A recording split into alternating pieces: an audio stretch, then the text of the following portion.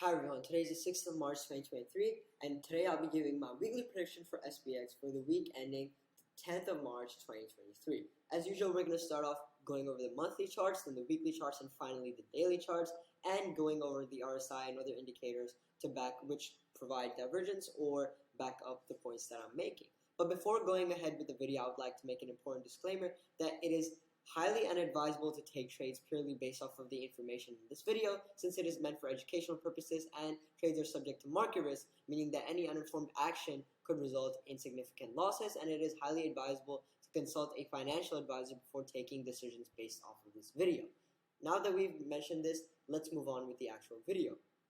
From the monthly charts, there is no clear candlestick pattern since there has been a strong red candle. However, it went significantly high and then the bears pulled it right back down, which is a very good candle for the bears. But then again, we have a hammer, except the tail isn't big, it's just a big green body, but in essence the shape resembles a hammer, which is a good bullish candle.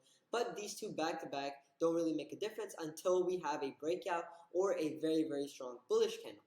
But from the monthly charts, we can gain three important support and resistance points. Firstly, as an immediate resistance, we have 4,101.44, which is still a long way to go, but we can see that it coincides with the top of these three candles for the past few months, and it is a strong point. The market still hasn't broken.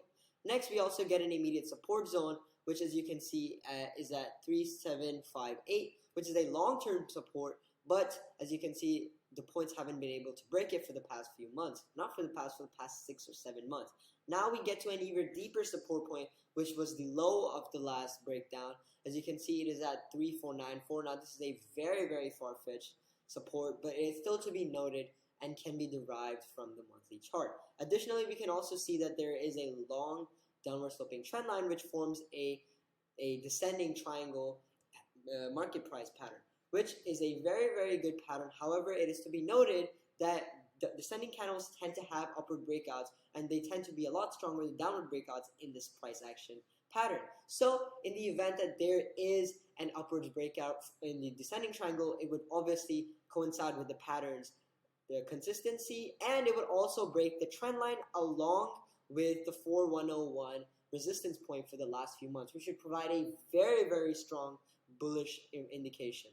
As you can see, the RSI has been dwindling for the past few months, but that can also be seen in the price action, and it has gone up since this the current month is at a green candle. So the RSI does support what I'm saying right now, and until there is a clear bullish or bearish candle, there's not going to be a significant change in the RSI, and it's going to go in a small consolidation range.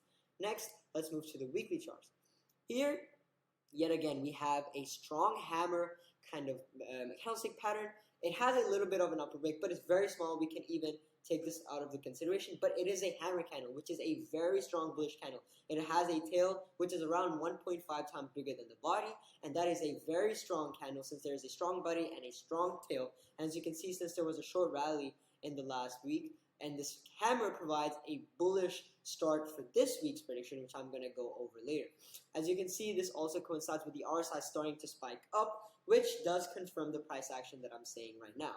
However, the main thing that can be derived from the weekly charts is this short-term support that we can take, since the new supports are very far below and highly unlikely to be broken anytime soon. So from here, we can take the low of this candle here, the previous candle, which should always be used as interim support and resistance. As you can see, the low is at 3943, and we can also take the high of the candle as an immediate resistance point at 4052.35. And actually, I think that this is exactly what our short-term resistance should be for this week as well, since the breakout of the previous candle is a very strong indication as to where the market is probably going to be heading. And from this, we can finally move to the daily charts.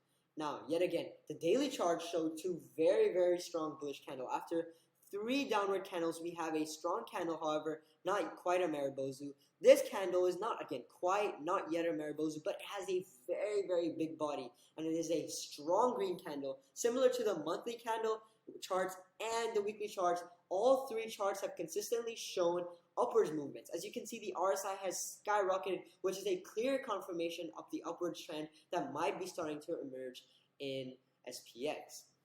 So From the candlestick charts, we can gather that the monthly charts give us support and resistance. However, the current month is a good green candle, but you can't gain anything from candlestick patterns in the monthly chart, but you can't. We got 3 important resistance and support points to look out for.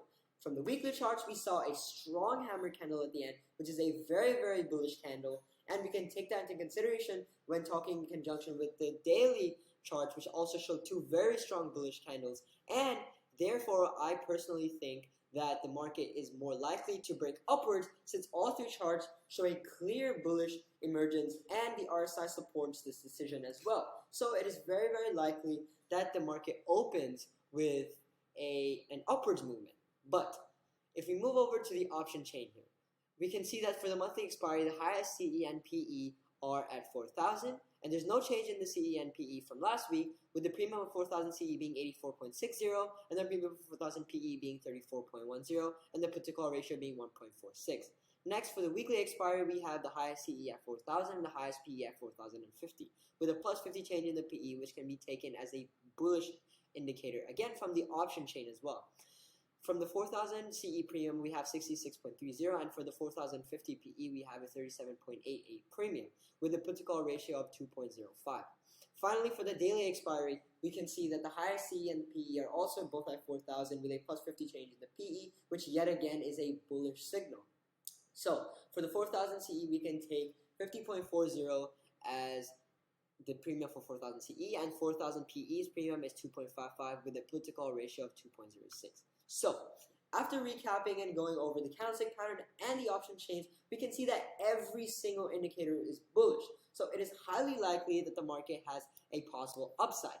But it is advisable to wait for the trade zone to be broken. Specifically, if we go to the weekly charts, the no trade zone that I'm referring to here are the high and low of the previous candle, which are 4,052 as a resistance and 3,943 as a support. And I have also drawn them on this chart.